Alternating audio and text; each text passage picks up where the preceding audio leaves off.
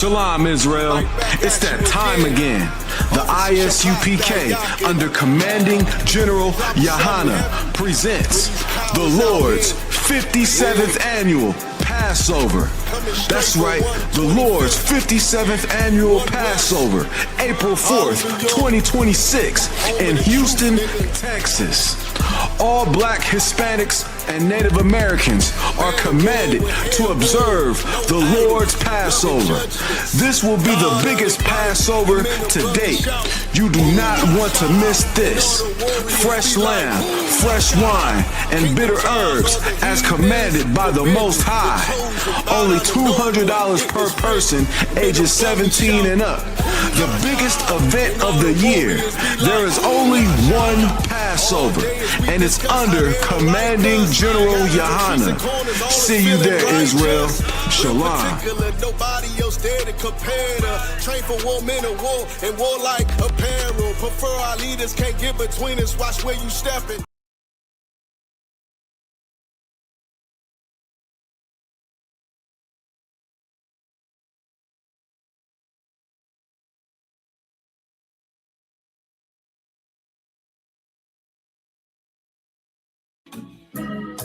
They killed, give me Isaiah 14 and 21. They did the same thing to my people. So then you said that they put millions of my people. Should a murderer go to jail for murdering? Absolutely. Should a thief go to jail when he steals? Absolutely. Should a robber pay back the money he robbed? Absolutely. So why shouldn't the white man pay for what he did? That's right. That's right. One day you'll see just how it feels. Payback is a dog. Payback is a dog. Payback is a dog.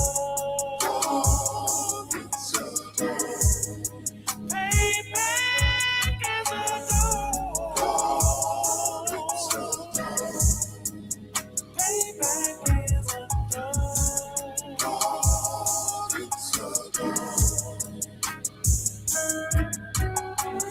I'm in a hell of a hole, was never expected to grow. Just obstacles set in the road, that a result of me selling my soul. The story I'm telling is cold, but yet it's what everyone knows. The white man's the devil is known. America was never our home. Only a place of captivity, safe facility, hating, disfigure me. They claim that I'm lazy, be killing me. Maybe this slavery draining my energy. 400 years and counting. The trail of my tears is countless. The fact that I'm here is astounding, but I can't wait till this shit is surrounded. Ready to tangle my king and the angel, be ready to rap. Crack in the sky, nuclear missiles will make it official. I'm capturing every cracker surviving. Put them all in chains where they need to be. Slavery for me.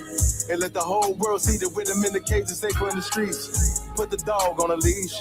Get resolved for the beast. 144, get the ruler show, we could all be at peace. As soon as the trumpets are sound, your kingdom we busting it down. The only way justice is found, the time for your judgment is now. One day you'll see just how it feels. Payback is a dog. Payback is a dog.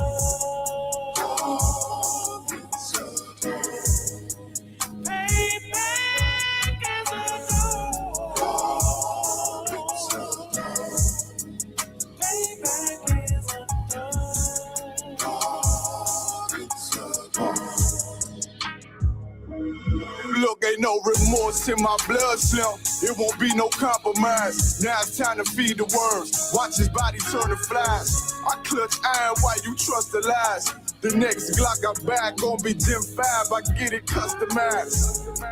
And sending shots off like farewell. Praying payback come back around like a carousel. Still remember your Honda's words ringing in my head like bells. Said you in his body, you fit the Lord, fuck the cartel. Triangle choke, apply pressure to the game like I did Vondale. Payback's a bitch in a dress, she a bombshell. Revenge is dish served cold, I just hope they making oxtail. Glock fresh out the box, I swear it got that new car smell. Made myself a target in the world of mad shooters. Was designed fire for our babies to pass through in the day of our king's reign. I'll be overzealous. They bought my jealous, I bought brand new parabellums. One day you'll see just how it feels. Payback is a dog.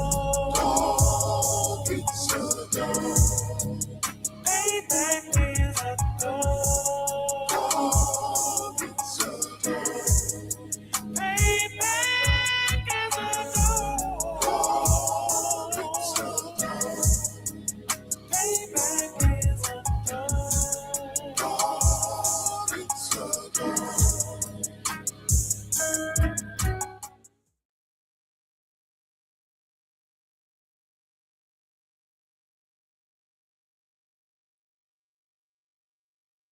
All right, Shalom Israel. This is the ISUPK, so out of 1 West 125th Street, Harlem, New York, under Commander General Yohana. This is Thursday night scripture breakdown class. And before I start, do we got any questions in the classroom?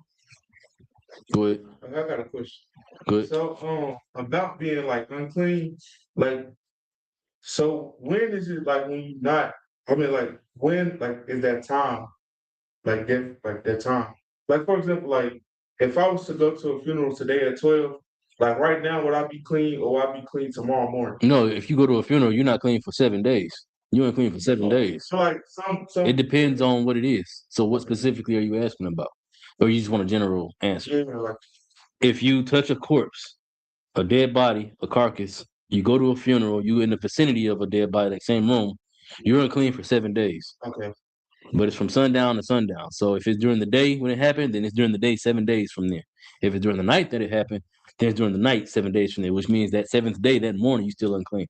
Until that night, then you clean. so for some start that night and then Go to the following night. It's 24 hours unclean. Because our days, give me pull up Genesis chapter 1 and verse 3. I think it's verse 3. Good. So the 24 hours. So say, boom, it's in the morning time, right? Mm-hmm. I do something to get unclean, and then at that night.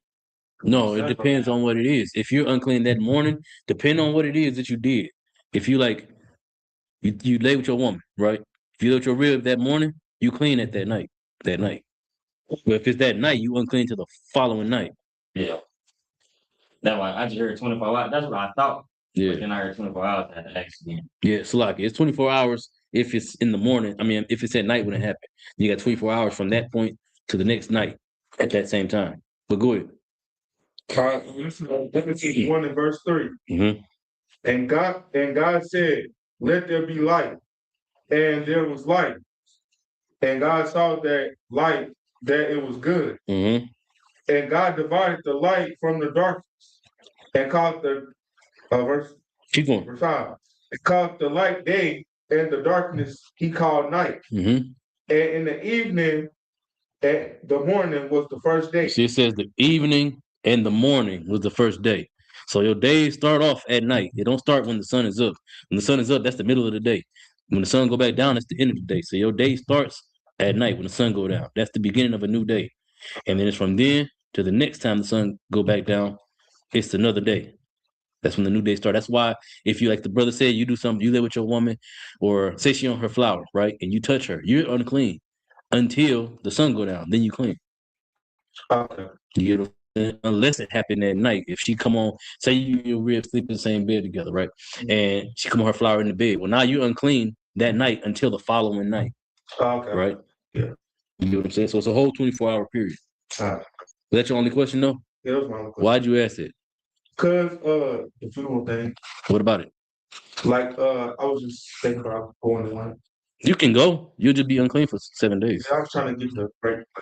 But do you understand what that means, though, if you're unclean? What do you think that means? Well, like unclean. I mean, so what does that mean for you as far as being in here? Like, just so you won't bring nothing around the other brothers? I mean, that's why, but do you understand that means that you can't be here until you clean again? Right, yeah. Okay, as long as you understand that, that was the real main thing I was getting at. Anybody else got any question? Everybody to what? No questions online. If you got questions online, feel free to post them. All right. So let me see something real quick. Okay. Is anybody in here connected to the Wi-Fi? Smart now, this is bad. Yeah, it went choppy. Make sure that you're not connected to the Wi-Fi if you're in here.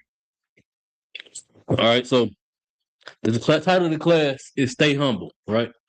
A lot of times we get in situations where we gain a little bit. You know what I'm saying? We get a little bit of ability. We get a little bit better, a little bit healthier, a little bit stronger. Our situations get better. And in that process, we forget what it means to suffer, right?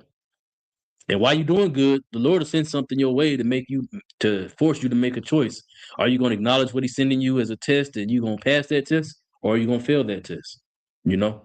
And sometimes in your hardship, the Lord will send you a test to see if your humility is still there, even though things is hard, even though things is rough. Are you still going to be good? Are you still going to serve Him?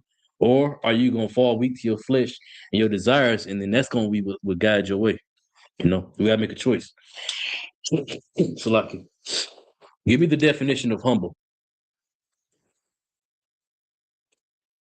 Like a shot for on you. You're reading like. Come on. Go ahead. So I do have a quick question. Go ahead. All right. Say for instance, somebody asks you, like, why you don't deal with white women? Do you have to explain to every brother that asks why exactly we don't deal with white women? You need to explain there. Ask every brother, why do they deal with white women? If you want a light skinned shorty, we got them too. You know, there's literally no reason to deal with white women other than the fact that they're easy. You know, and if that's what it is, then you just a brother that ain't got no game. You just weak. You slow. I mean, I can't help you there. You know what I'm saying? Man, 'cause I say that because the brothers of my slave, they always ask me, right? Because In that Salakia, wait. In that case, yes, you should answer that question. Because as a teacher, your job is to wake up the people. Regardless whether you in here and you wearing the uniform or you out there in the world and you wearing their uniform, you still a priest in the school, you know. So that's your chance to fish. You don't got to be like extra biblical or nothing like that, but just give them the black and white. You know, we don't deal with white women because look how many black women are suffering that need a good man. You gonna give all your riches to the white man's kids? You can attack that a billion angles without going to the Bible. But go ahead. So like, this is the context. So normally I would do that, but these specific brothers, this is why I'm left out. They already have a wife and baby mother. Like these niggas cherish white women, and I'm like, bro, I shouldn't have to explain to no nigga exactly why I don't deal with white women, and I know you don't care anyway because you gonna deal with them regardless. But they want to know. Your job is to teach our people. I mean, regardless of whether we know that the people when we go to camp, do we tell them that we're not gonna explain to them why doing drugs is bad? Do we tell them we're not gonna explain to them why we say that white Jesus ain't really Jesus? Why we call him Caesar Borgia? Because we know it, but they don't know it.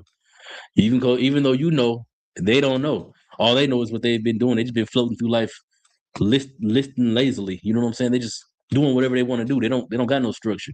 You know the truth. You know why we don't deal with white women, but they don't.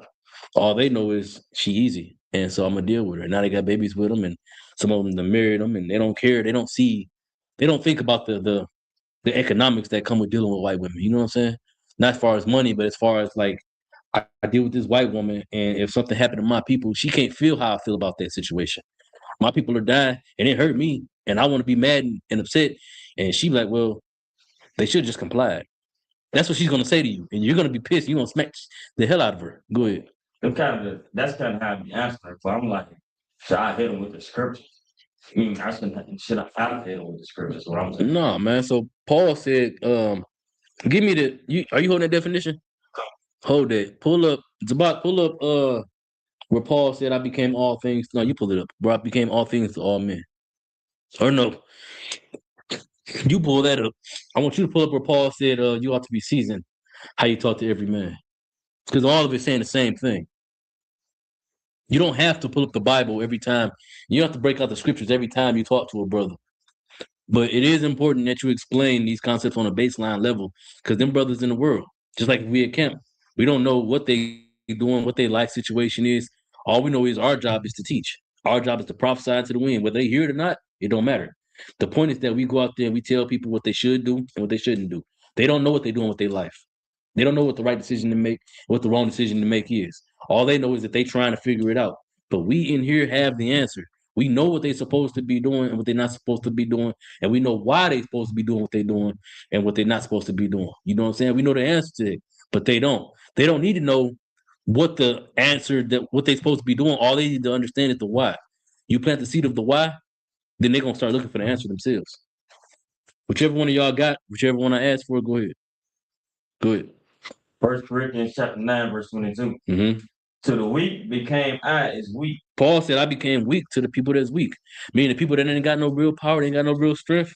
I made myself weak like them so that I could reach them. They can understand me and I could understand them. Go ahead.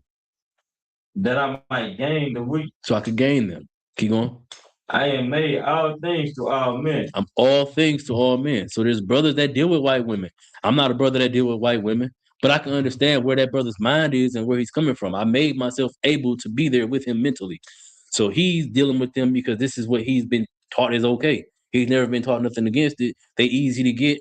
You know what I'm saying? You ain't got to have no real game to deal with a white slut. They all sluts. They all whores. It's easy to get them. So if that's being the case, you don't got to work hard to get them. I understand that mindset. That makes perfect sense to a brother in the world who ain't got the morality that only deal with that broken black woman.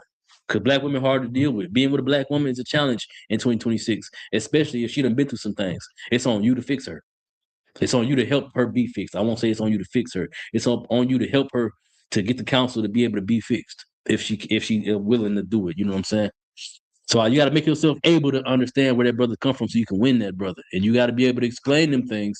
Like I said, you don't got to give him the answer. You just got to give him the why. He'll look for the answer on his own. You just give him the reason why. And then he going to figure out on his own, well, dang, I really shouldn't be dealing with white women. All you give him is the reason. You just give him the answer. Zabak, you got that? So like, I think I do. Good. 1 Corinthians 9, verse 22, it say, to the weak became I as weak. Which one? That's what I just read. That's what you just read. What I asked you for? That's straight. All right. What I asked him for? Was it the same one? Be seasoned. Be seasoned. No, yeah. That's not it. That's not seed. Yeah, pull that one. That's when Seed.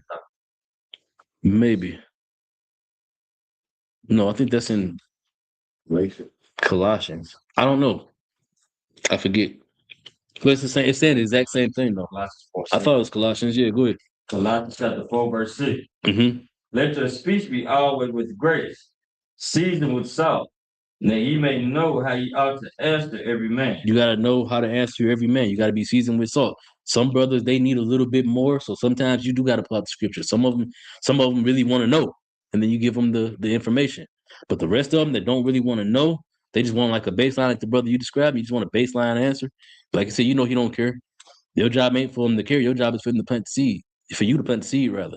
So you get the chance to teach the brother. You tell him, but you give it to him in a way that he can receive it. You gotta make it plain enough that he can understand what you're saying, right? Can I answer your question? You got that? Kokan. Go ahead. This is the definition of humble. Having or showing moderate estimate of one's value or importance, not arrogant or self-important. Is that it? Or verse 2. I said verse slide. Of low social administration or political rank. Well, that don't matter. But the first part is what's important, right? Is you knowing that you could be great, but you limit yourself in how great you perceive yourself to be, or you show yourself to be, right? That's humility, right? You know deep down, I could be doing better, I could be doing more. And you strive to do better and do more. But wow, when people see you on the outside, they see a man that's just trying to do what he can do, trying to do the best he can do. That's it. You don't brag and you don't boast, right? You do what you can. And a lot of times in life, it don't work out that way for us. We start to get a little bit of elevation, we get a little bit of motion, and we forget. They say all the time, you forget where you come from. You know what I'm saying? We forget what it meant to be without that motion that we have now. You know what I'm saying? So let's go to Numbers chapter 16, verse 1. We're going to read that. Because the Lord will put you in position where you can do great things. But somewhere along the line, you know what I'm saying, in that greatness, you lose sight of what he had planned for you. You lose sight of who you're supposed to be and how you're supposed to be. Right? Go ahead, read it when you got it. I said number 16 and 1. Mm-hmm. You're going to read the whole chapter. Kokan. The important part. 16 and 1. Mm-hmm. Now Korah, the son of Kishar, the son of Kohath, the son of Levi, and Dathan at Salakia, go ahead. Somebody has a question in the chat. Oh, what's the question? Like Barack Obama wants to break down Proverbs 17 and 18. Proverbs 17 and 18. Let's go to Proverbs 17 and 18 right quick.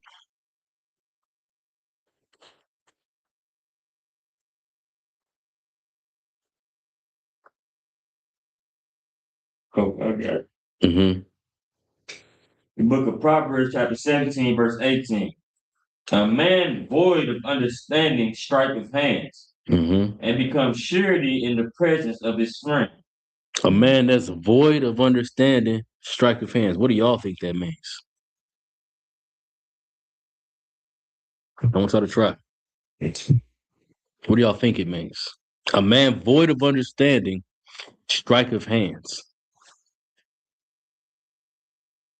Good. I think that mean like if somebody can't grasp a concept, like the first thing they do is like try to fight about it. Like like if like somebody losing the game or something, like he can't like understand like then it's just a game. So he like, I bet I can fight you though, and trying to like fight. Nope. Somebody else want to try? A man void of understanding, strike of hands, and become of surety in the presence of his friends.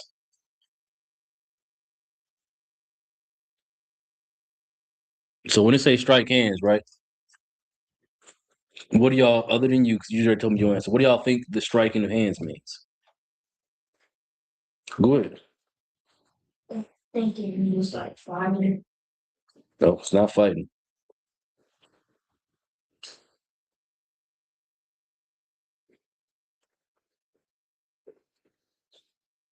Go ahead, Uncle Chuck. So I think it's like I'm saying like striking hands like men and boy. So like correct. A man void of understanding, strike of hands. Go ahead. Maybe like a handshake or agreement. That's it. A man that's void of understanding, he'll make a handshake, making an agreement, right? He'll shake your hands, be completely void of understanding. But the next part explains it. It says, and he becomes surety in the presence of his friends. What is that talking about?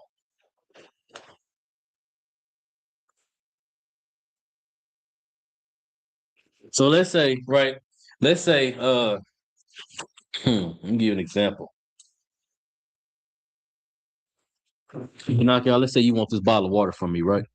That's not a good example. Let's say you want to sell bottles of water, right? And I say, look, just listen. I'm gonna come up with a game plan, right? It's gonna work. You just follow my game plan. We're gonna be good. And then, you know what I'm saying, I reach out for you to shake my hand, right? That's the deal. And it says, and become a surety in the presence of his friends. I don't know what I'm talking about. I'm a fool. I'm boasting, but I'm assured you think I know what I'm talking about because you my friend. I'm in your presence. I sound like I know what I'm talking about. I'm bragging and boasting on myself, even though I don't know what I'm talking about. I don't know what I'm doing. I'm giving you false hope. I'm a surety in the presence of my friends. You get what I'm saying? Is that a good enough example for y'all to understand what I'm saying?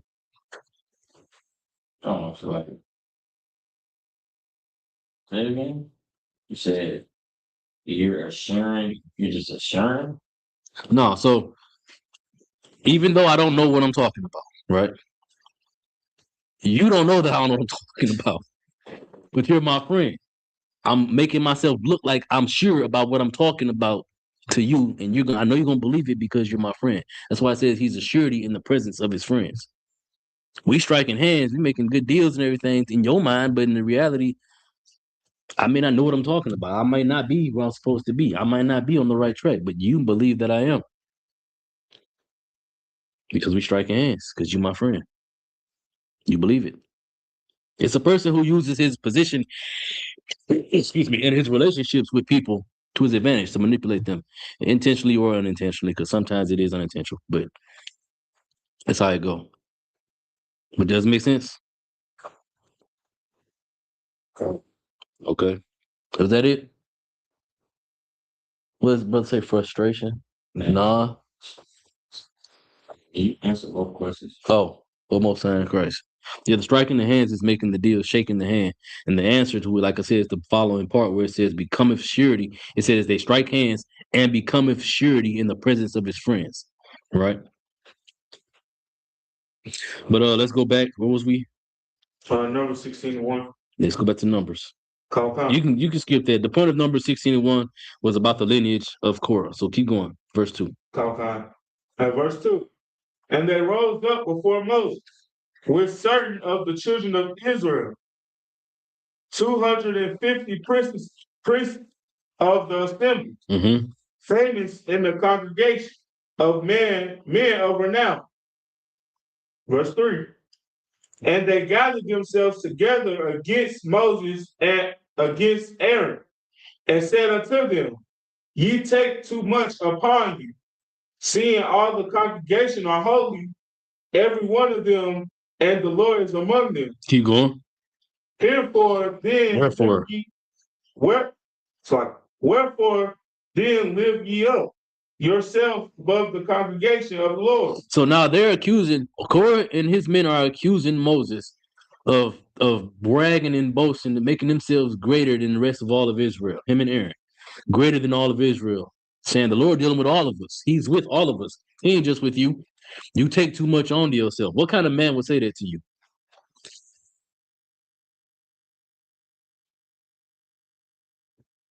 It's an easy answer. A hater, exactly. He's a damn hater. He's a brother who thinks that you doing too much. You doing too much better than me. Why you think the Lord dealing with you, but he ain't dealing with us? He in the midst of all of us. He ain't just with you. We Israelites too. We sons of Levi too. Because Korah's a Levite as well, right? Cool. And the high priest lineage is all the lineage of Aaron. It's not even the lineage of Moses. But he talking to Moses, like, what makes you better than the rest of us Levites? You know? Keep going. Okay.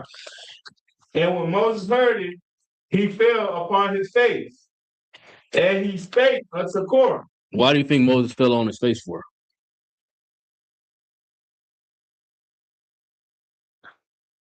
What was the point of Moses falling on his face? After imagine, I know who you are, I know what you be doing, and I'm coming to you and telling you that, brother, you taking too much on you. You making yourself bigger than what you need to be. I could be helping you. All of us are Levites as well. We could be helping you. All of us are Israelites, so all of us could be helping you. But you thinking you better than all of us. And then you just fall on your face. Why you fall on your face for? Why do y'all think that Moses fell on his face? Good. Yeah, that nigga messed up saying that. Yeah, exactly. He knew exactly what was about to happen. The Lord finna kill this nigga. He knew. He was like, Lord be with you, brother. And he really was what he was doing in that moment, though. He was praying for the brother. He was praying for the brother to shut his mouth, repent, because he knew that the Lord wasn't playing. The Lord has a plan. This is the plan. We follow the plan, black and white. The Lord don't take, there ain't no gray area with the Most High. It's A and it's B. This is the order, and this is what we're going to do. And we all soldiers. We follow the orders. That's it. There ain't no question in the order. If a brother got rank over you, so what? That's what the order was. He's in position to do this. You might be in position over countless more brothers. He just over position over you. But now you think that makes him greater than you. You forget how great that you are. You still a child of Israel. Them brothers is Levites. They damn near, at that point in time, they damn near was better than all of us. But he just needed to be the number one. He had to be Moses. Keep reading. Come on. And he spake unto Korah and to all his company, saying, even tomorrow the Lord will show who are his, and who is holy. So he said tomorrow the Most High gonna show who he with and who he ain't with. He gonna show who's separate from all the rest of everybody in Israel and who ain't. Because he told him. He said, you take too much onto yourself, Moses. You make yourself too big. You need to share this work with the rest of us. All this responsibility with the rest of us. That's what he told him. And Moses said, all right, well, the Lord gonna show you. He gonna show us both who he with. Good. Come. And will cause him to come near unto him. Even him who he have chosen will he cause to come near him unto him. Verse 6. This do. Take your censer, Korah, and all his company. So he said, grab your censers. A censer is this. We had one up here. It's gone. I don't know what happened to it, but it was on a stick. But it's this on a chain on a stick, right? And it's just burning incense throughout the whole room, right? Swinging is burning incense. It's this. Keep going. Uh-huh. And put fire therein, and put incense in them Mhm. before the Lord tomorrow. And it shall be that the man whom the Lord do choose, he shall be holy. Mm-hmm. Ye take too much upon you, ye sons of Levi. Moses said, "You take too much upon yourselves, you sons of Levi." The Lord gave y'all responsibility. Y'all responsibility as the sons of Levi is all the work of being a son of Levi. Do y'all know why the sons of Levi is so important in Numbers? It's okay if you don't. I didn't know. Good. Was Levi the only priest at the time? They are the only priests, yes. But do you know why? Why they were the chosen priesthood. They're the only ones that have an inheritance. But do you know why? The reason why they don't have an inheritance is because they were chosen for the priesthood. But why were they specifically chosen for the priesthood? How come the Judites couldn't be priests? How come what's his name? Caleb? I think Caleb was a Judite. Yeah, he's a Kenzanite, and the Kenzanites are sons of Judah. So yeah. So Caleb was a Judite. How come he couldn't be a priest? Why did the torch pass down to Joshua instead of Caleb?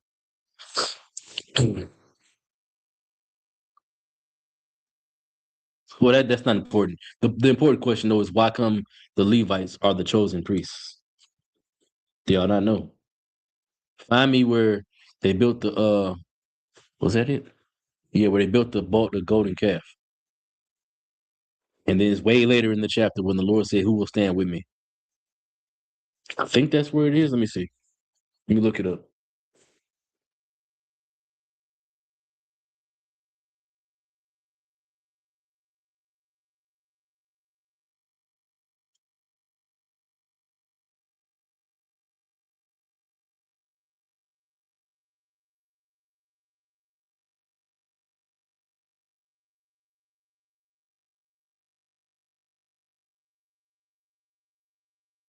Is it Exodus? No, that's not it.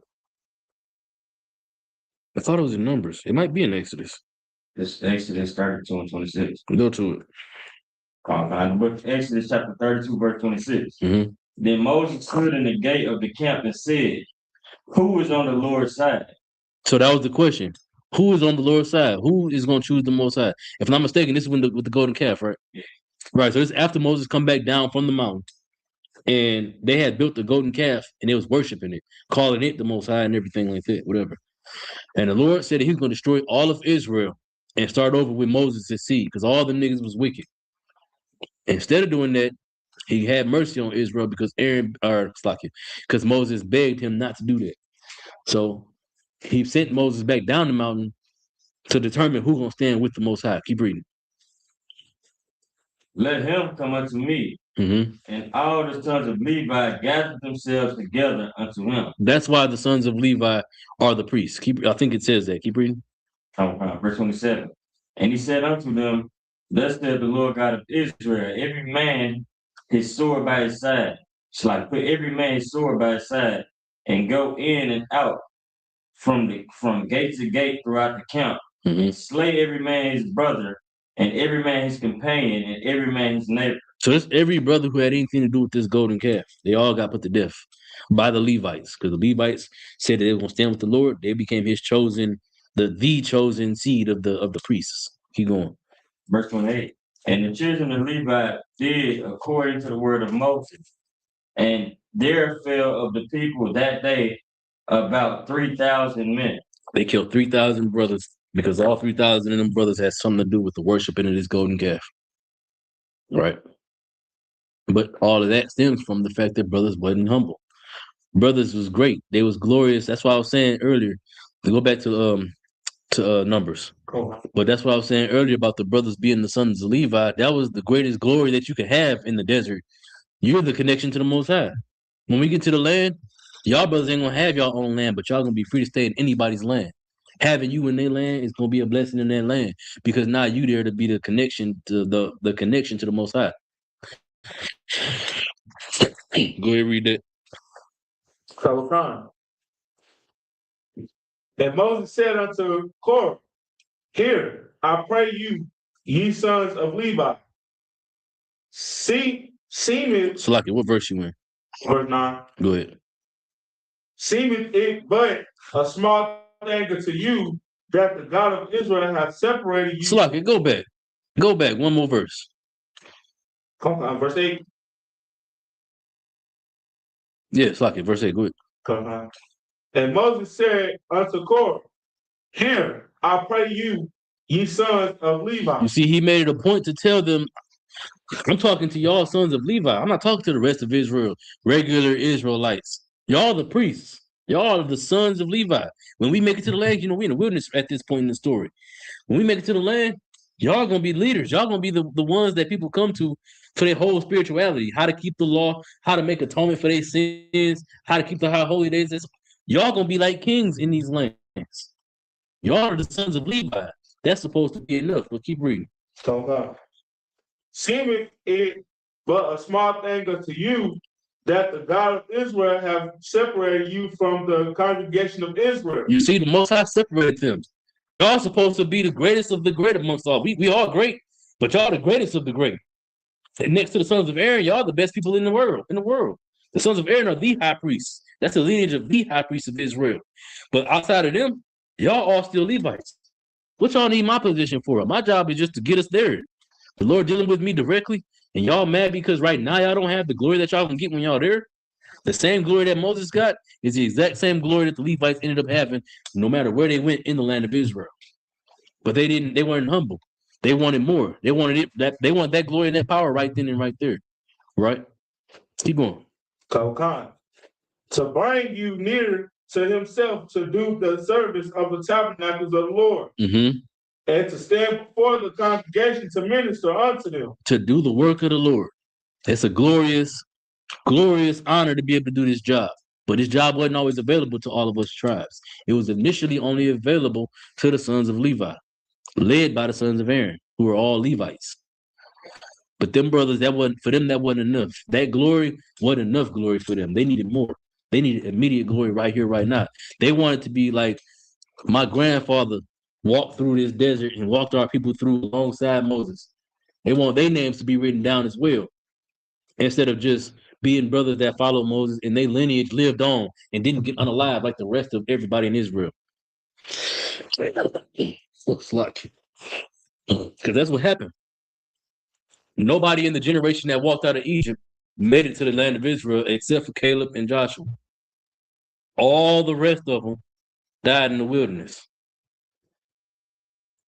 And Caleb and Joshua had to suffer walking through the wilderness while all the rest of these old heads who was disobedient to the Most High complained. And they just had to keep walking. They let their next generation suffer, their future suffer, because they own hubris, because they own pride, because they wanted more, and they lack of humility. Keep reading. Kokan. And he hath brought thee near to him, and all thy brethren, the sons of Levi, with thee, and seek ye the priesthood also. He said, the Lord that made y'all great already. Y'all was born Levites. Y'all his chosen people of the chosen people. And y'all want the priesthood as well, the work that I'm doing as well. Keep going. Kokan.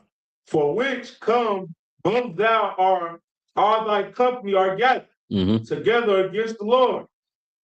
And what is Aaron? That ye murmur against him. He said, what is Aaron that you murmuring against him? Why are you talking about Aaron for? Your problem is with me. I'm the one who the Lord is with. I'm the one giving out orders where we're going to go, giving the command of which way we're going to walk. Your problem is with me. Why you talking about Aaron for? That's what he's asking. Keep going. And Moses said to call Dathan and Abraham, the sons of Eliab, which said, we will not come up. It is a small thing that thou hast brought us out of the land that flows with milk and honey. That flows with milk and honey. They said it's a small thing that you brought us out of the land that flows with milk and honey. Where are they talking about? Where did Moses lead them out of?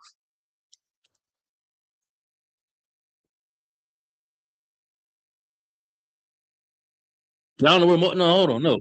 Y'all know where Moses led them out of?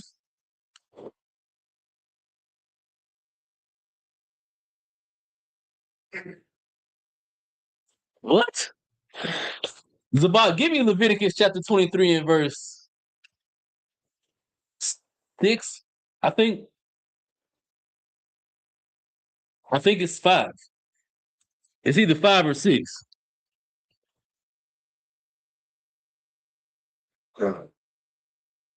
Yeah, give me verse 5. Go ahead. Chapter 26. 23. A lot. In verse 5. This is crazy. Y'all don't know where Moses led the Israelites out of? Uh-huh. Go ahead, Zabak. Leviticus chapter 23, verse 5. In the 14th day of the first month at even is the Lord's Passover. Is the what? Lord's Passover. What is the Passover about? I'm really talking to you, Nakashoff. You don't know what the Passover is about? Oh, we. All right. The Passover is about how the Most High brought us out of Egypt. We were slaves in Egypt. And the Lord saw fit to bring us out of there. He used Moses to do it. We celebrate the Passover because during the Passover, the Most High killed our enemies, killed the whole firstborn of everything in our enemy's land. The babies, the men, the women, the cows, the sheep, the goats, the pigs, every animal, everything, the firstborn of everything was put to death so that we could live and gave us freedom from our oppressor. That's important. If you don't know that, you need to know. How you going to the Passover? What the Passover about? Salaki. You got your hand up? No. But yeah, that's crazy. Let's go back to what was we in Numbers 16? Let's go back to number 16. Okay. What verse we at? We in 14. Go ahead. Wait, so long. 13. No, wait, 13. Read it again. Okay. Is it a small thing that thou hast brought us out of the land that floweth with milk and honey? So let me ask you, is it a small thing that the Lord brought us up out the land that flowed for milk and honey? No. That's the land that flowed with milk and honey? So he didn't. But this is what Korah is asking Moses. Keep going. Come on. To kill us in the wilderness. He said that the Lord brought us out of the land that flowed with milk and honey, meaning he brought us out of Egypt where we was slaves. Slaves. Being oppressed. He brought us out of Brock said, good night. You feel me? Salaki. He brought us out of the land of Egypt where we were slaves to the wilderness to kill us. This is what Korah is saying. That lack of humility got him questioning the Most High God now. Instead of acknowledging the fact that, yeah, we walking and we suffering and we got to get all this wickedness from amongst us before we get to a safe land where we can actually see the land of milk and honey, he's complaining that the Lord making them suffer in that wilderness. He'd rather be a slave. That's niggas in America. I can't eat pork no more. I can't get lineups. I can't get a fade no more. No, you can't. Because the Lord said you can't do it. Well, it's a small thing. You think it's a large thing to not be able to get lineups no more? You think it's a large thing not to be able to have sex with white women?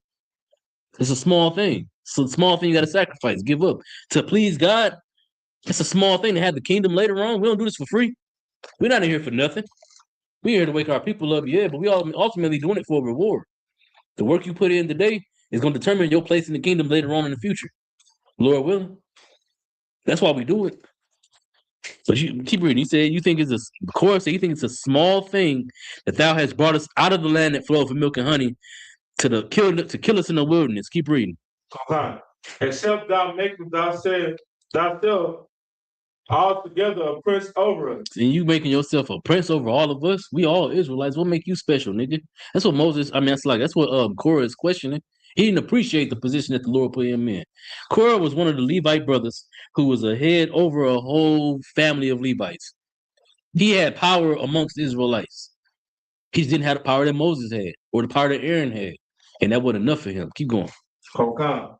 Moreover, thou hast not brought us into the land that floweth with milk and honey. Now he's saying that you done brought us out here And we still ain't in that land that you promised that we're gonna be in.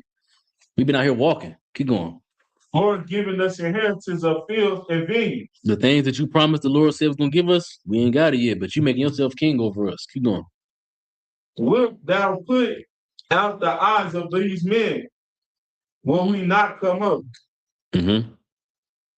And Moses was very wroth, and said unto the Lord, restrict not thou their offering. Moses said, man, these niggas is tripping, dog. I done went out my way, pleaded with the Most High, had the Most High low-key yelling at me and stuff, you know what I'm saying, to do better, to step it up and not make excuses. He done put my brother Aaron in front of me to be my voice because I'm not good at speaking.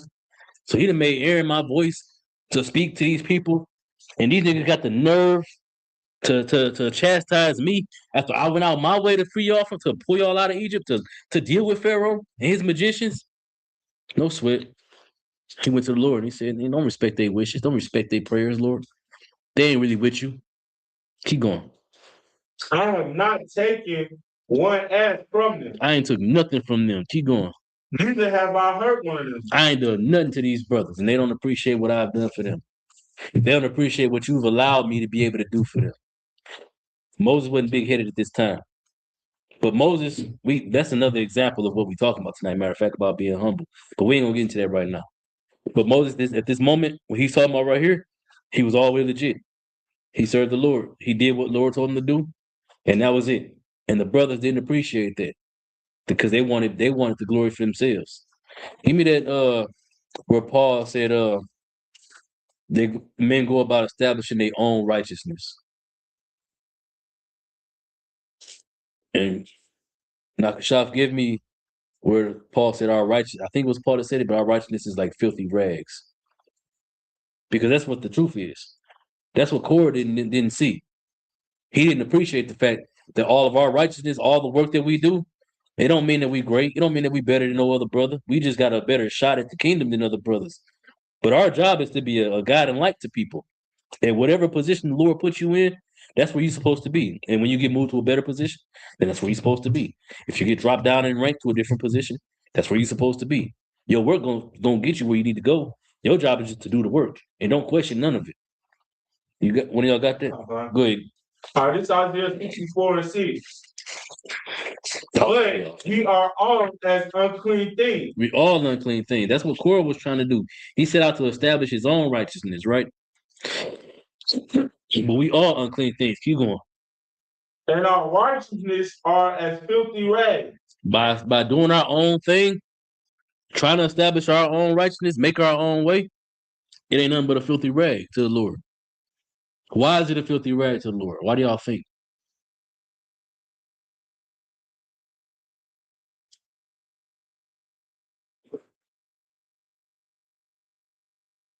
I don't know any answer. I want to know. I want an answer from you, brother.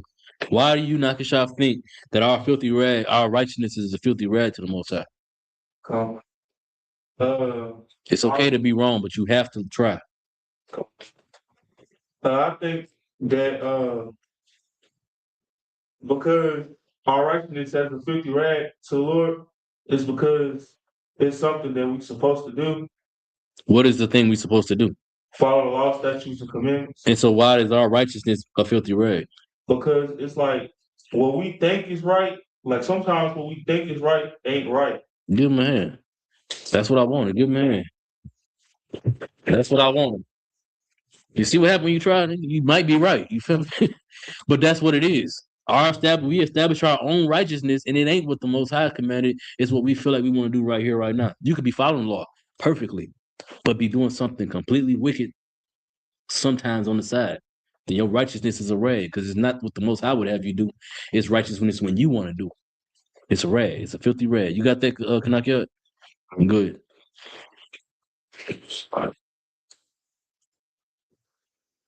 The book of Romans chapter 10, verse 3. Mm-hmm.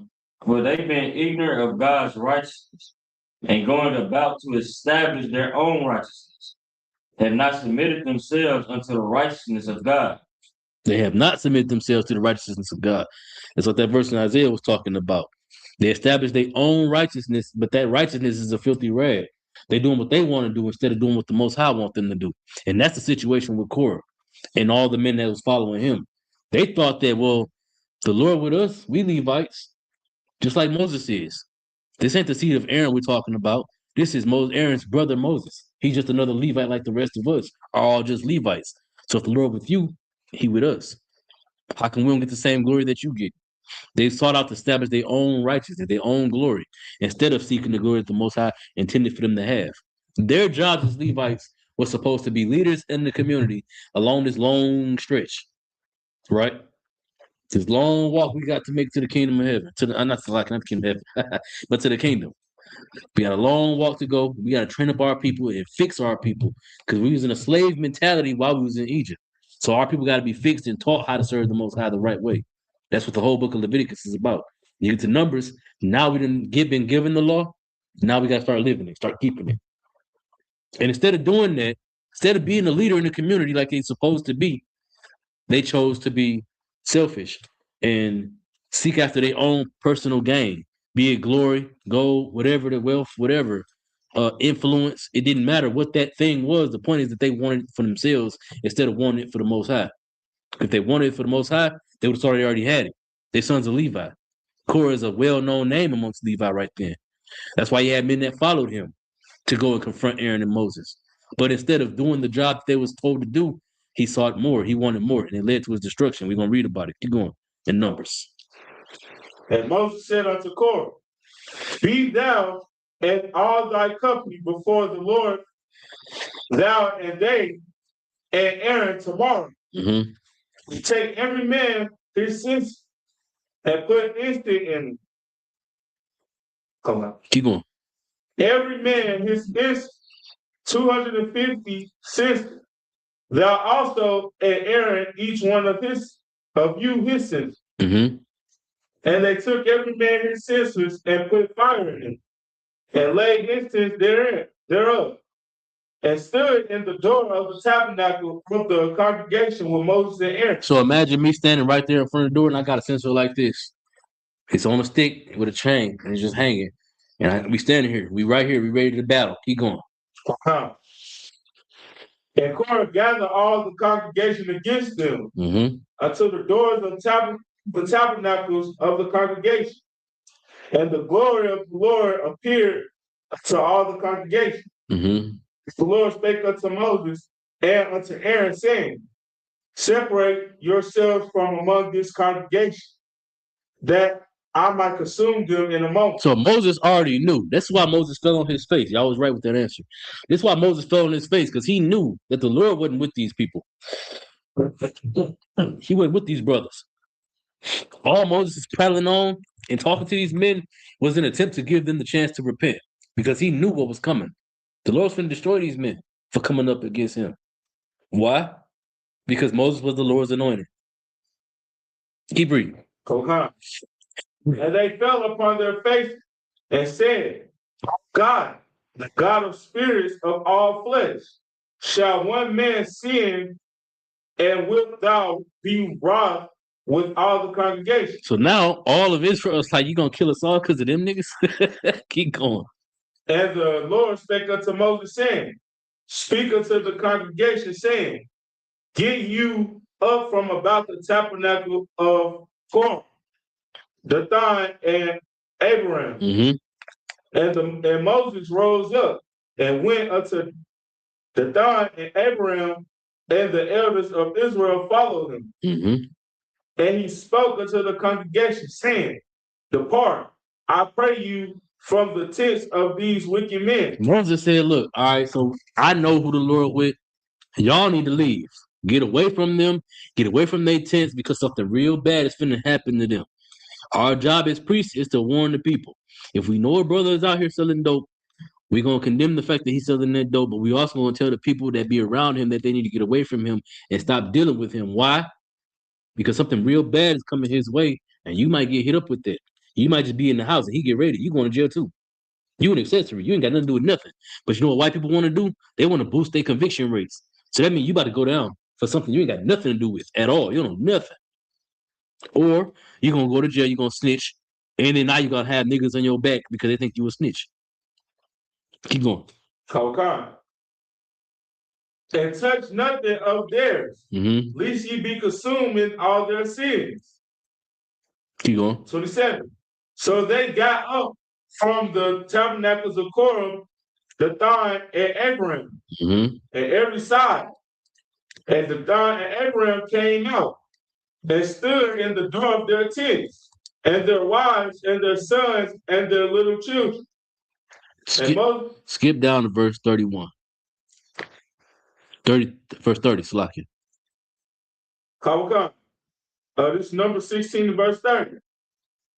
But if the Lord maketh a new thing, and the earth open her mouth and swallow them up with all of pertain unto them, and they go down quick into a pit, they shall understand that these men have provoked the Lord. And that was the point. That was the whole point of reading all of this, is that those men provoked the Most High. Instead of accepting that the Lord was with them already, they was hating on Moses. They wanted Moses' seat. They wanted to be to the Most High what Moses was to the Most High. I don't think they even cared about the Most High because they wouldn't provoke them. They wanted to be what Moses was to the people, a leader. Brother, you guys take him to go get him some water. It's about, or you know where the waters is?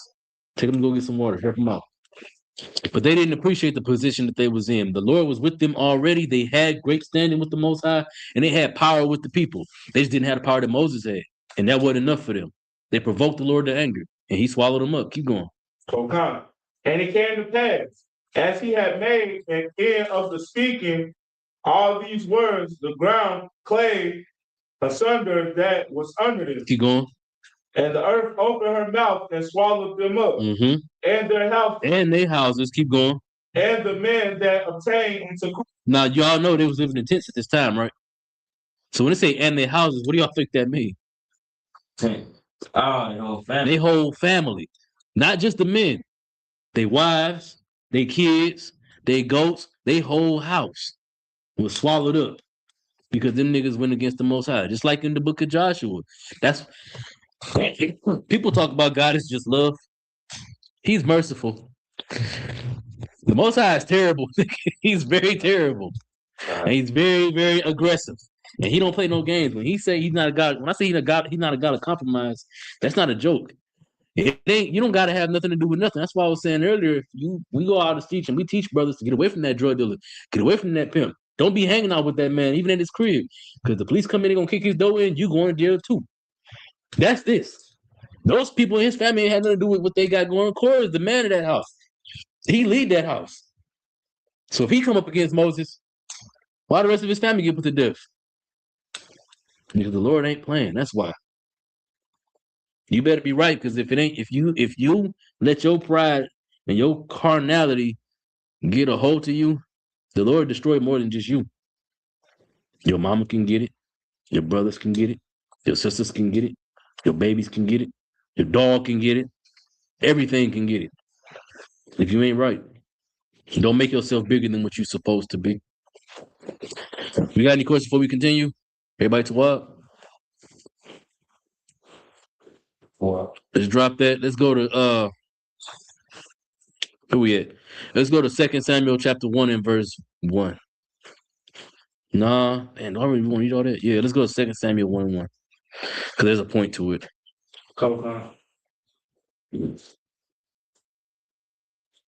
Read when you got it. 2 Samuel verse 1 and verse 1. Chapter 1. Chapter 1 and verse 1. Now it came to pass, after the death of Saul, when David was returned from the slaughter of the Amalekites. Y'all know who the Amalekites are. Who are they? Today's Jewish man. Mm-hmm. And David had abode 2 days in Ziklag. Mm-hmm. It came even to pass on the 3rd day that behold, a man came out of the camp from Saul with his clothes rent and the earth upon his head. And so it was when he came to David that he fell to the earth and did obeisance. Now, to be obeisance is like to prostrate yourself, right? It's to kneel. right? This man, it's like it. He's one of the only men that came back from when they went to war. Saul went to war with the Amalekites. Saul's job was to kill the king of Amalek, right? But he didn't do it, and the Lord killed him for that, right?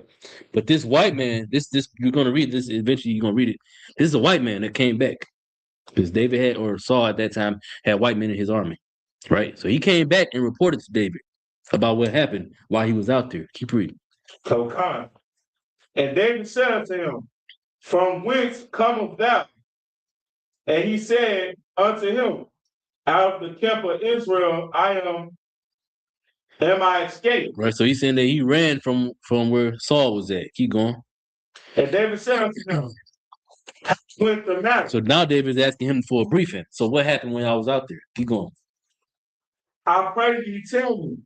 And he answered, that the people are fled from the town, and many people are fallen and dead. Mm-hmm. And Saul and Jonathan, his son, are dead also. Now he's saying that Saul and Jonathan both dead. Now for David, this ain't no light thing. Losing Jonathan, do y'all understand the dynamic of the relationship between David and Jonathan?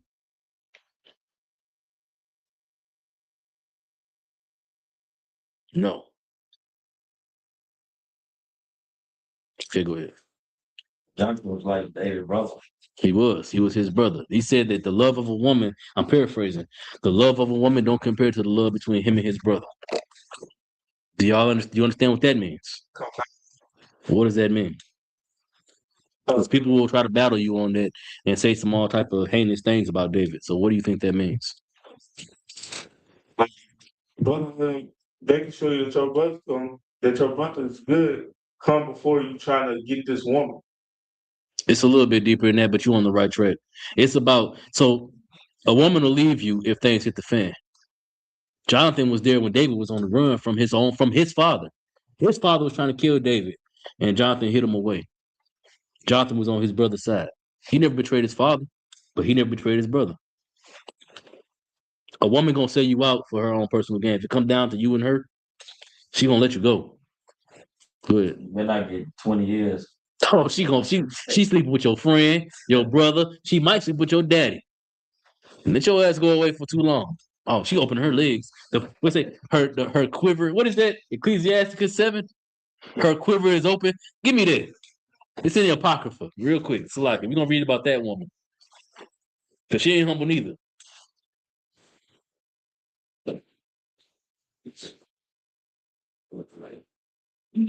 Okay. Ecclesiastes chapter 26. That's where it is, yeah. Verse 12. Good. Ecclesiastes chapter 26, verse 12. She will open her mouth as a thirsty traveler. She gonna open her mouth as a thirsty traveler. Keep going. When he has found the fountain. Like she done found the fountain. So imagine a woman in the desert, and she's been crawling, walking.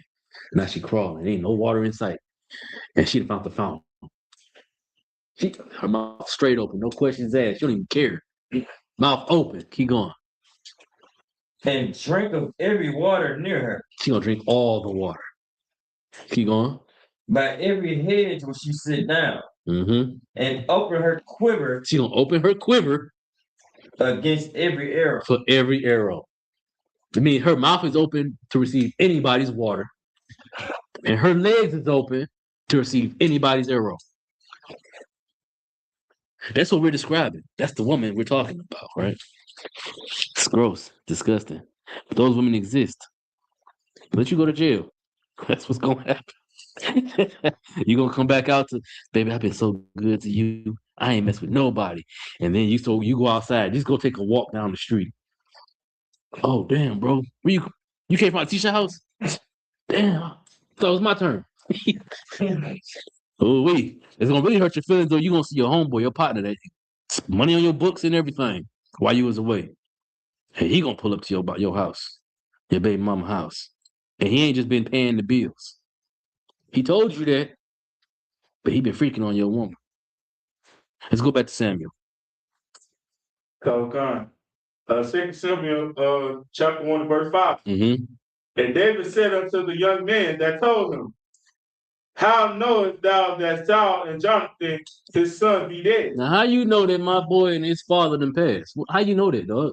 How you run from there but made it here to be able to tell me that my partner and his father dead? Good. So come.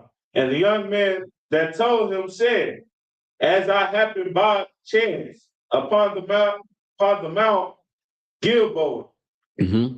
behold, Saul leaned upon his spear, and lo, the chariots and the horsemen follow hard after him. Right. So Paul was leaning on his spear, dying, and the men that was chasing him was following him. Keep going.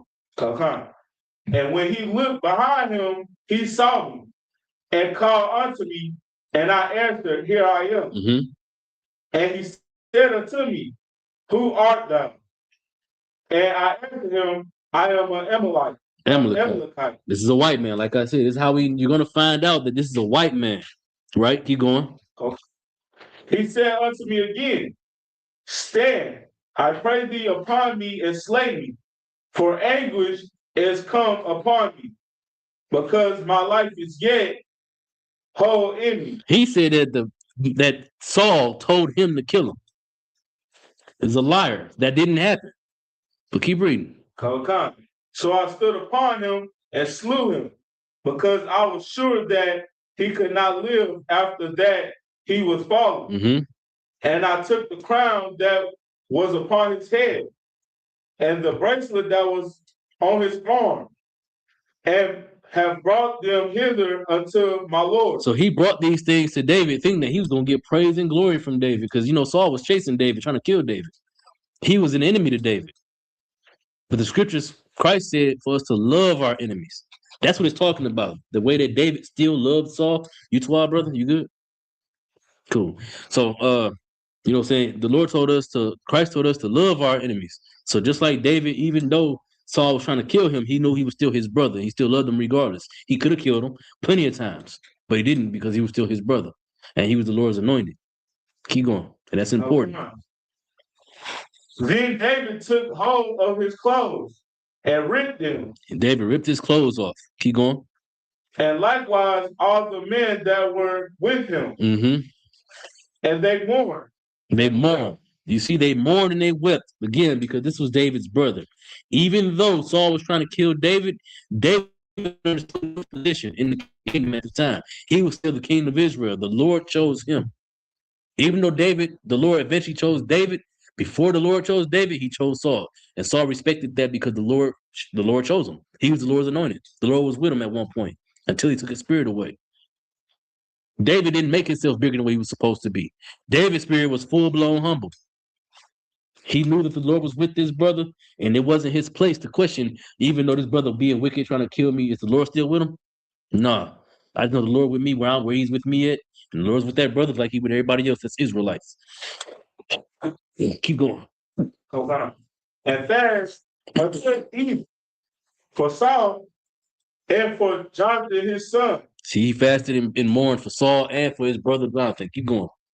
And for the people of the Lord, and for the house of Israel, because they were fallen by the sword.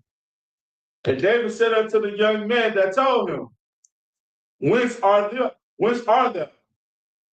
And he answered, I am the son of a stranger, an Amalekite. Mm-hmm. So it's an Edomite. Keep going. And David said unto him, How was thou not afraid to stretch for thy hand to destroy the Lord's anointed? He said, how you have the nerve to even kill the Lord's anointed? Where in your mind do you think I was going to be okay with you coming and telling me that you killed my brother? That's what he's asking him. He could just shut up. He could just say, I brought back these things. Saul was dead. I know you're the new king of Israel, and I just wanted to, make sure that you got the crown that he had on his head and the gold bracelet that he had on his wrist. And that could have just been the end of it. But no, he had to make himself bigger than what he was. Yeah, I'm the nigga that killed your enemy. The nigga that was trying to kill you, I smoked him. This is Tommy from Power. This white man is Tommy from Power. He think he's him. He think he that nigga because he killed a nigga for his nigga. But that ain't it.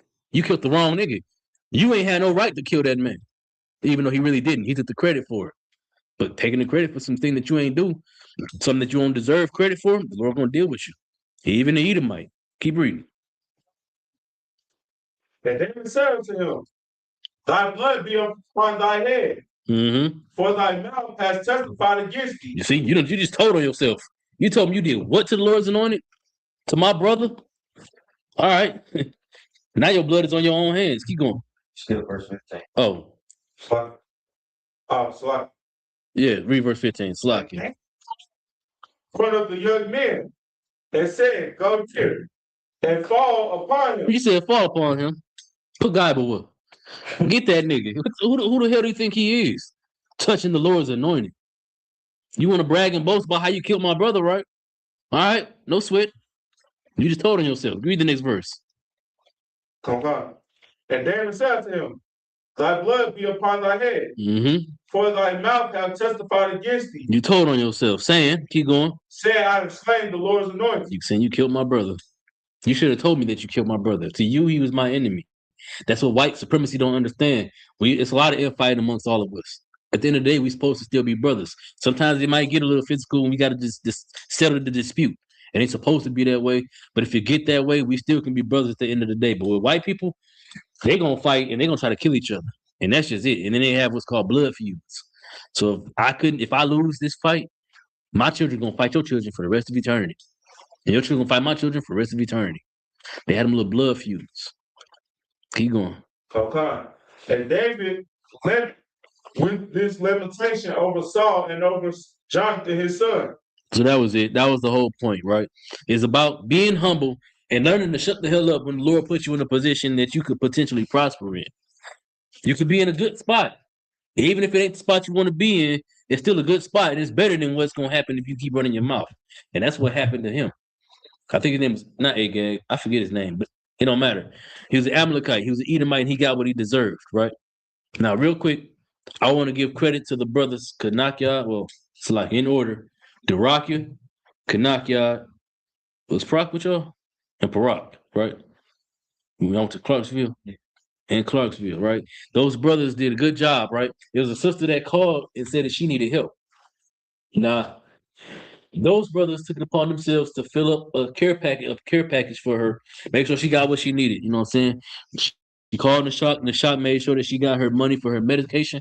And them brothers went and they took her the things that she needed and looked out for her, made sure she was all right? The reason why I'm bringing that up is because I'm in a situation myself, and I had to take a massive pay cut compared to what I'm used to making, right?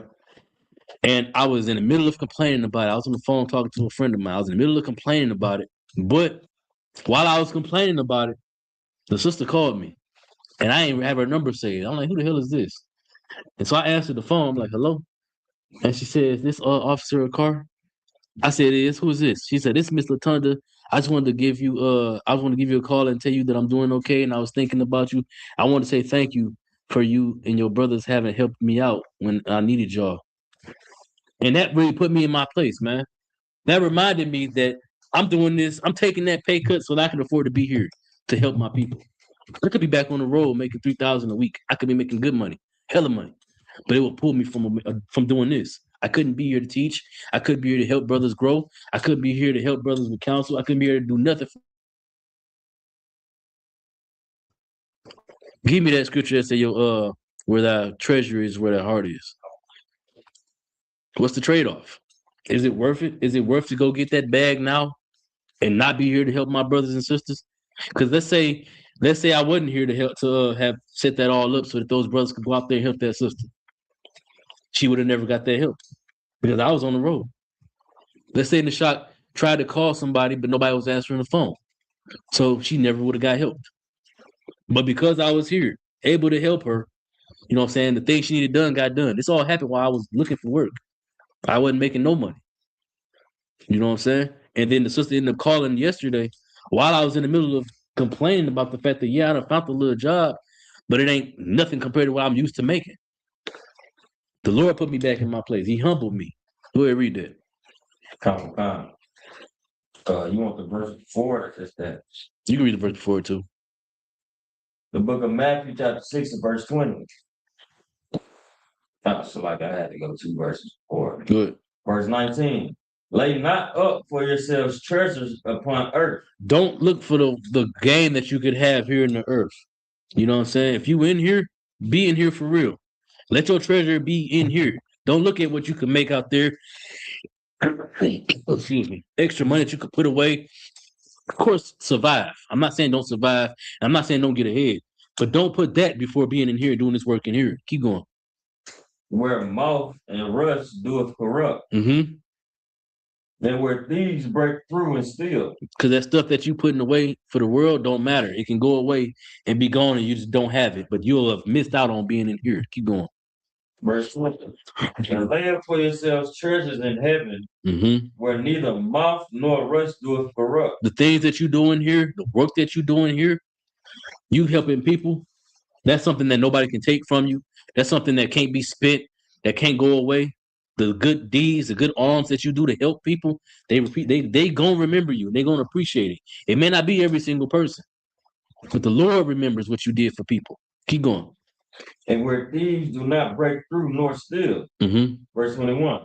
For where your treasure is, there will your heart be also. Wherever your treasure is where your heart is going to be. If you ain't been paying your camp funds, if you ain't been putting your all into helping build up this school, make it better, fixing your situations with your family, fixing your situation with your brothers, fixing your situation with your sisters, if you ain't been doing that, that's where your heart is at. Your heart ain't in here. It's out there. If your treasure ain't in here, your treasure's supposed to be all them things I just mentioned that you're supposed to be working on fixing, making stuff smooth, making stuff right. And instead of choosing everything to be right, you're choosing to go make some money. Instead of choosing for everything to be right, instead of choosing to serve in the Most High, your treasure is out there getting to the bag, messing with them bras, making yourself better than what you were before, but not choosing to do it for the Most High. I go to the gym, the shop go to the gym, brothers go to the gym. The point of going to the gym ain't just for my own personal, so I want to look good. It is, but it's way past that. I'm a soldier. I want to be the best soldier I can be. So when one of y'all brothers call me and say, I need help, I can come and help you. If a sister say, I need help, this man been beating on me, I need to be strong and ready to beat the nigga that slack it. Be strong and be ready to defend our sister from the trouble that she's in. Right? I can't do that though if I'm busy caring about my own self. So I just wanted to bring that up, man. Y'all brother did an excellent thing, and it was a humbling experience for me. I got one more. Let's go to 1 Kings chapter 1 and verse 17. And we're gonna end it with this. The first King. Chapter 1 and verse 17. This is 1 Kings chapter 1, verse 17. Mm-hmm. As she said Well, to him. wait, Salakia. Do we want to start there? No, that's not the right verse, Salakia. I think it's 2 Kings. 2 Kings chapter 1, verse 17. Nope. Damn. Give me 1 second, Salakia.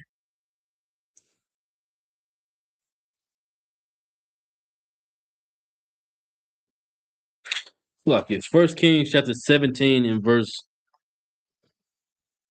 verse 7. Oh. This 1 Kings 17 and 1. 7. Right. And it came to pass after a while that the brook dried up because there had been no rain in the land. And the word of the Lord came unto him. So we're reading about Elijah right here, right? Elijah was one of the Lord's prophets. He was one of, you know how the Christians will say, it wasn't nobody perfect but Christ? Elijah is an example of another brother who was perfect that wasn't Christ, right? The Lord was all the way with Elijah because Elijah was all the way with the Most High. He was so with the Most High. Do y'all know how Elijah died?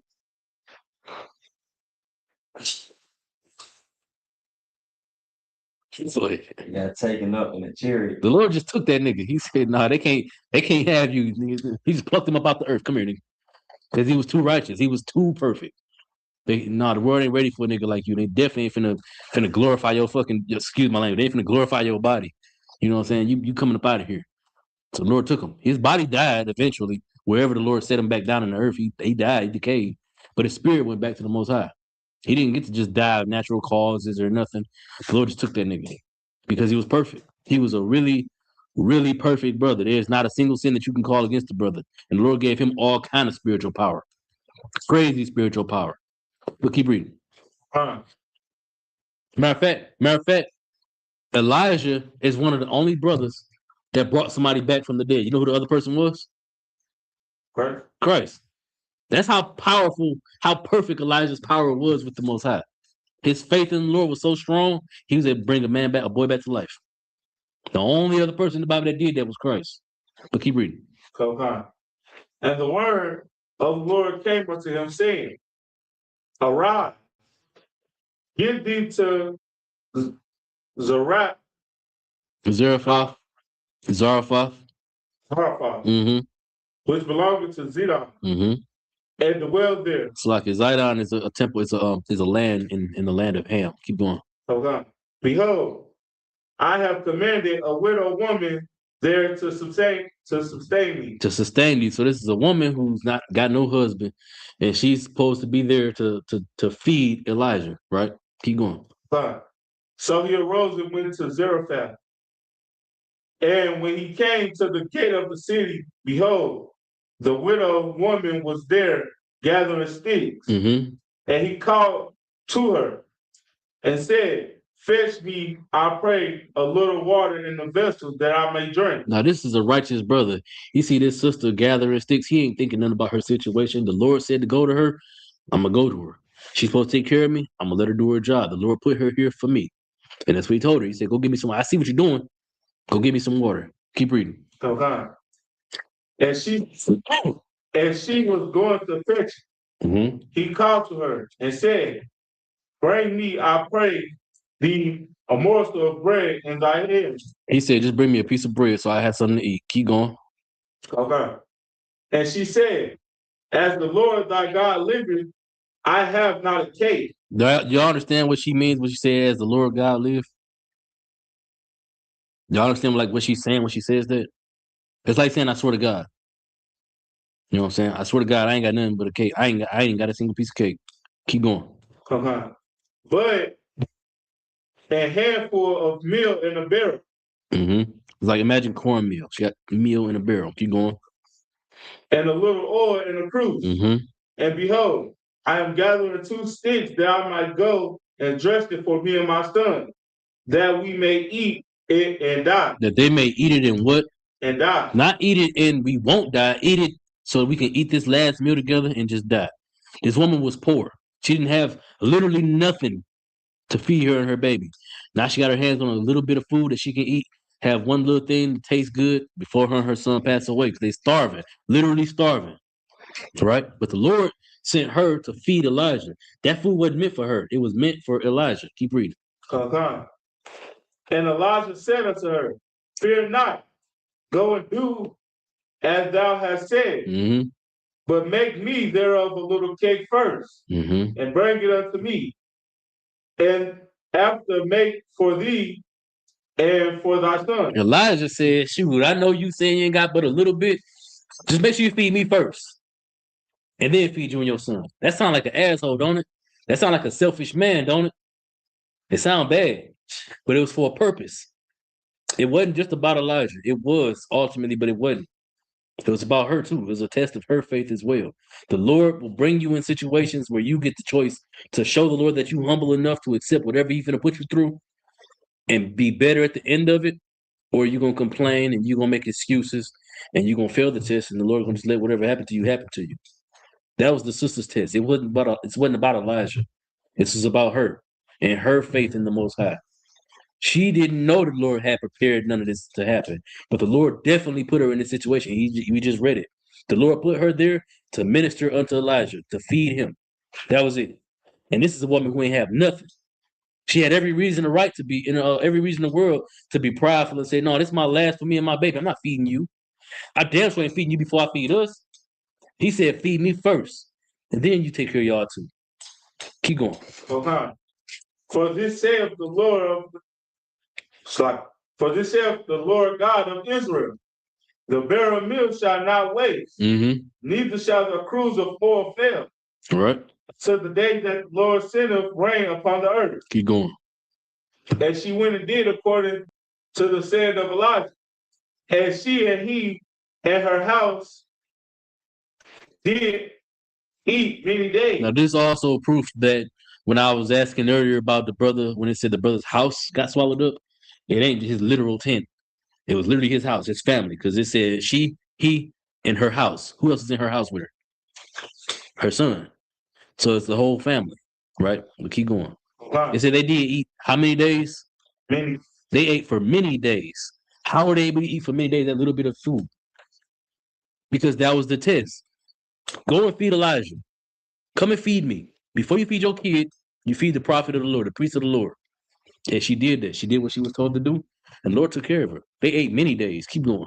And the barrel of meal wasted not, neither did the cruse of oil fail. What that's saying was where it said they wasted not and the oil didn't fail, meaning it didn't run out.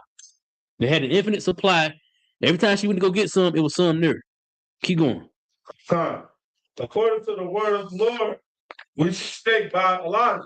Mm-hmm. And it came to pass after these things that the son of the woman, the mistress of the house, fell sick. Now, the blessing that she received for that work, for having that faith, it wasn't about the food at all. Y'all about to see what the blessing was. Keep going.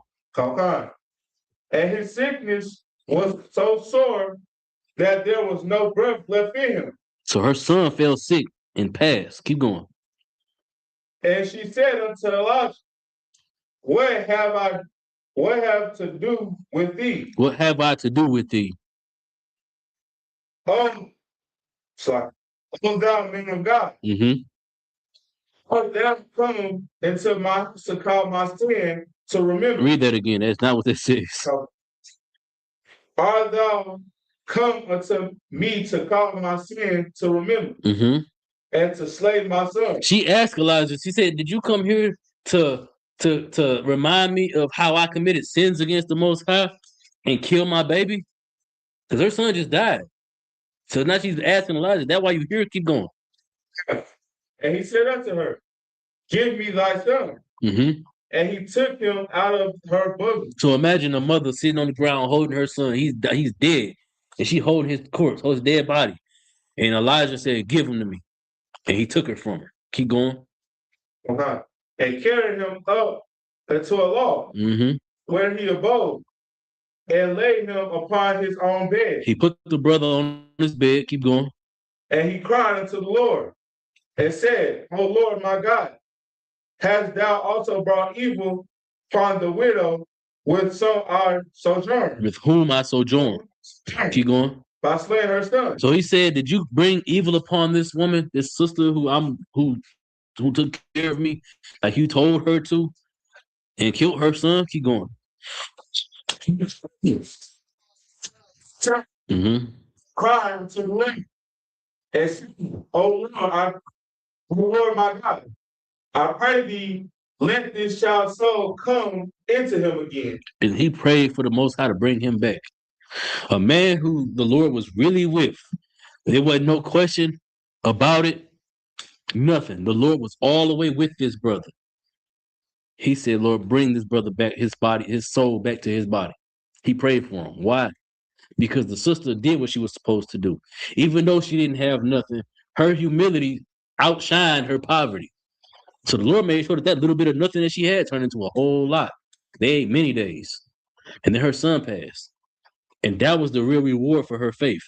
It wasn't about the food. It wasn't about the little bit of food that she had that turned into a lot. It was about the fact that her son had died. And the Lord brought her son back. Why? Because she was humble enough to serve instead of be greedy and selfish. Keep reading. Okay. And the Lord heard the voice of Elijah, and the soul of the child came into him, and he revived. And he revived. The Lord brought that brother back, man. But that's what happens when you got humility, when you serve the Most High God the way He tell you to serve Him. Great things happen. Sometimes while you're serving the Most High God the way you supposed to serve Him, bad things still gonna happen to you. But what do? Do you give up? Do you let go of being humble and you make it about your suffering and you make it about yourself? Or do you serve God still and you stay humble? People are not supposed to see your affliction and it's supposed to turn them away from serving God. You serve God, but you struggling. That's what people gonna see and they're gonna think. Let them see it or let them think it. But you don't ever be that way. You serve God, you struggling, and even though you're struggling, you still serve God. Maybe you're struggling right now because the Lord needs to humble you so that He can make sure your spirit's still right with Him. Maybe you're struggling right now because you need to be struggling. Stuff ain't right now in your life because it don't need to be right. Right now, it's time for you to go through a test. Your only focus is passing the test. That's it. We got any more questions? Comments? Everybody to walk? And with that, I pass the class off to Trooper Nakashoff. They turn the camera. Somebody.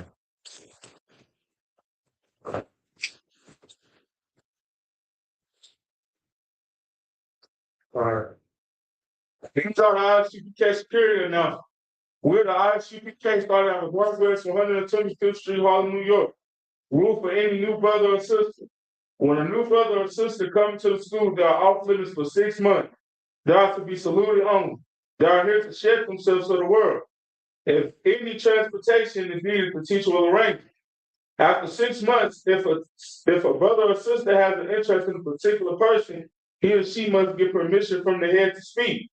There's another 6 months which the brother and sister will quit each other.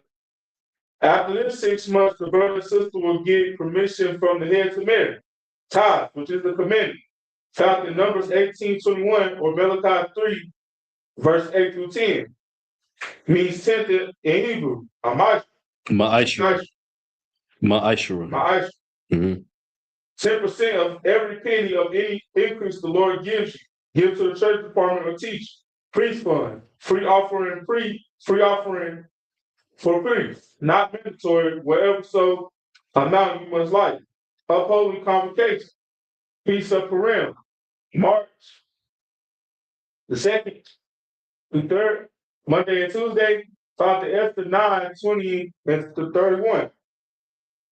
Remind, I check the bulletin boards in the hallway. If anyone wants to be a trooper in the school, to start wearing all black boots, shirt, pants, headband, and scarf. And with that, we'll give 130 salute to the brothers. My Shabbat, Mike, Rock,